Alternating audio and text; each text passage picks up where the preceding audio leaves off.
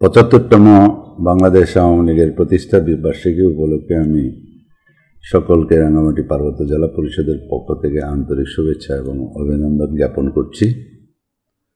তো আমরা যারা আওয়ামী লীগ করি আমরা সবসময় বলে থাকি আমাদের এই সংগঠনের ঐতিহ্য, সংগ্রাম এবং অর্জন তিনটাই আপনার একসাথেই গাঁথা।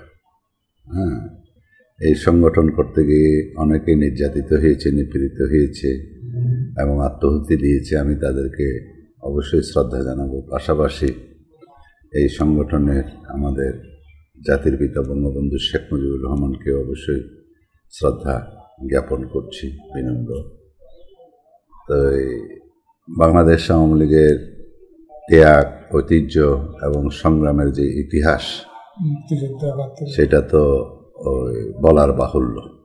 তো এর মধ্যে আপনারা দেখেছেন 2009 সাল থেকে আজকে 2024 সাল পর্যন্ত দেশের মধ্যে অর্জিত যে দৃশ্যমান আমরা দেখতে পাচ্ছি সেটা অবশ্যই গৌরব করার মতন।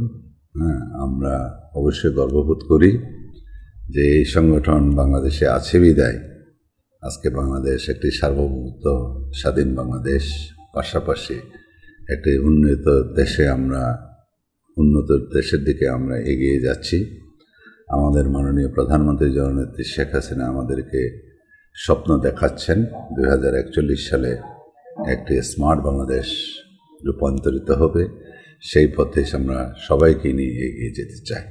তা আমাদের এই 75 প্রতিষ্ঠা বার্ষিকীতে সবার কাছে আমাদের আহ্বান থাকবে আমরা সকলেই মিলেমিশে একসাথে আমরা স্মার্ট বাংলাদেশের দিকে আমাদের জননেত্রী শেখ হাসিনার নেতৃত্বে আমরা এগিয়ে যাব।